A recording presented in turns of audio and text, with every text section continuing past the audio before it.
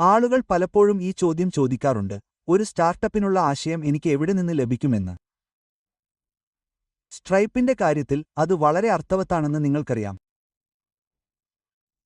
ഒരു online business കെട്ടിപ്പടുക്കുന്നത് സ്ട്രൈപ്പിനു മുമ്പ് വളരെ ബുദ്ധിമുട്ടായിരുന്നു. അത് എളുപ്പമാക്കുന്നതിന് ഒരു സേവനം ആരംഭിക്കുന്നത് വളരെ അർത്ഥവത്തായി തോന്നും.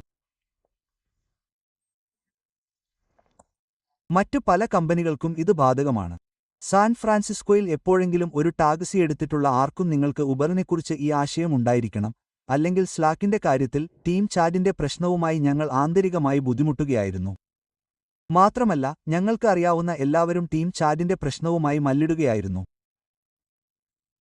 അതിനാൽ അത് പരിഹരിക്കാൻ ഒരു കമ്പനി കെട്ടിപ്പടുക്കുക എന്ന ആശയം പിന്നീട് നോക്കുമ്പോൾ വ്യക്തമായി തോന്നുന്നു. പക്ഷേ പിന്നീട് നോക്കുമ്പോൾ ആ വ്യക്തത നിങ്ങളെ ശരിക്കും സഹായിക്കുന്നില്ല, അല്ലേ?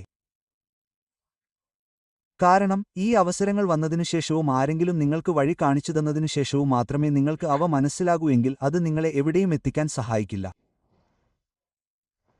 നിങ്ങളിൽ ആരെങ്കിലും ഡേവിഡ് ഫോസ്റ്റർ വാലസിന്റെ ഉദ്ഘാടന പ്രസംഗം വായിച്ചിട്ടുണ്ടോ എന്ന് എനിക്കറിയില്ല. ഇത് വെള്ളമാണെന്ന്. ഇത് ശരിക്കും നല്ലതാണ്. നിങ്ങൾ അത് വായിച്ചിട്ടില്ലെങ്കിൽ നിങ്ങൾ അത് പരിശോധിക്കണം. പക്ഷേ അതിൽ അദ്ദേഹം ഒരു വലിയ മത്സ്യം രണ്ട് ചെറിയ മത്സ്യങ്ങളെ കടന്നുപോകുന്നതിന്റെ കഥ ഉപയോഗിക്കുന്നു. വലിയ മത്സ്യം ചെറിയ മത്സ്യത്തോട് പറയുന്നു, വെള്ളം എങ്ങനെയുണ്ട്? അവർ നീന്തി അവനെ കടന്നുപോകുന്നു. ഒരാൾ മറ്റൊന്ന് തിരിക്കുകയും വെള്ളം എന്താണെന്ന് പറയുകയും ചെയ്യുന്നു. അവൻ ഈ കഥ പറഞ്ഞു. നിങ്ങൾക്ക് അറിയാമോ, തുടർന്ന് നമ്മൾ ജീവിക്കുന്ന ദൈനംദിന ജീവിതത്തിൽ ശ്രദ്ധാലുവായിരിക്കുന്നതിനെക്കുറിച്ച് വിശദീകരിക്കാൻ. ദൈനംദിന അടിസ്ഥാനത്തിൽ അവസരങ്ങളെക്കുറിച്ച് ചിന്തിക്കുമ്പോൾ അതുപോലെയുള്ള ഒരു കാര്യമുണ്ട്. ചെറുതും വലുതുമായ ഒരുപാട് വഴികളിലൂടെ പൂർണ്ണമായും തകർന്ന ഒരു ലോകത്തിലാണ് നമ്മൾ ജീവിക്കുന്നത്. നമ്മൾ അവയെ ചുറ്റിപ്പറ്റിയാണ് പ്രവർത്തിക്കാൻ തുടങ്ങിയിരിക്കുന്നത്. നമ്മൾ അവയെ നിസ്സാരമായി കാണാനാണ് വന്നിരിക്കുന്നത്. അവസരങ്ങൾ കണ്ടെത്തുന്നതിന് നിങ്ങൾ ആ മോഡിൽ നിന്ന് പെട്ടെന്ന് പുറത്തുകടന്ന് കാര്യങ്ങൾ എങ്ങനെ പ്രവർത്തിക്കുന്നുവെന്ന് ചോദ്യം ചെയ്യുകയും അത് ന്യായരഹിതമായി നിർദ്ദേശിക്കുകയും വേണം.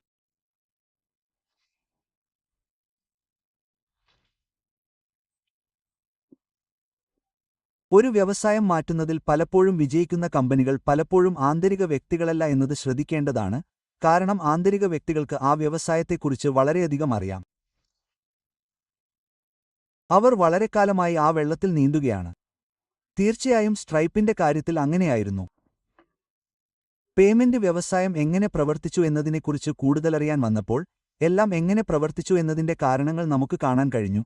സ്ട്രൈപ്പ് ഓൺലൈനായി പേയ്മെന്റുകൾ സജ്ജീകരിക്കുന്നതിനു മുമ്പ്, നിങ്ങൾക്കറിയാമോ, സാധാരണയായി കുറച്ച് ആഴ്ചകൾ എടുത്തു. അത് ഒരു കൂട്ടം പേപ്പർ വർക്കുകളായിരുന്നു. നിങ്ങൾ ബാങ്കിംഗ് വ്യവസായത്തിലേക്ക് കൂടുതൽ കടന്നുവരുമ്പോൾ ആളുകൾ പറയുമ്പോൾ, ശരി, നിങ്ങൾക്കറിയാമോ, ഞങ്ങളുടെ അണ്ടർറൈറ്റിംഗ് പരിശോധനകൾ നടത്താനും ഞങ്ങളുടെ KYC ആവശ്യകതകൾ നിറവേറ്റാനും ഞങ്ങൾ ആ വിവരങ്ങൾ ശേഖരിക്കേണ്ടതുണ്ട് എന്ന് നിങ്ങൾ പറയും. അതെ അതെ അതെ എന്ന് നിങ്ങൾ പറയും. നിങ്ങൾ പിന്നോട്ട് മാറി നിന്ന് ഇല്ല ഇല്ല ഒരു നിമിഷം കാത്തിരിക്കുക എന്ന് പറയേണ്ടതുണ്ട്. ഇന്റർനെറ്റ് പ്രവർത്തിക്കുന്ന രീതി ഇതല്ല. അതിനാൽ നിങ്ങൾ ലോകത്തെ എങ്ങനെ കാണുന്നു എന്നതിൽ നിങ്ങൾ ഒരു പ്രത്യേക പരിശീലനത്തിൽ ഏർപ്പെടേണ്ടതുണ്ടെന്ന് ഞാൻ കരുതുന്നു.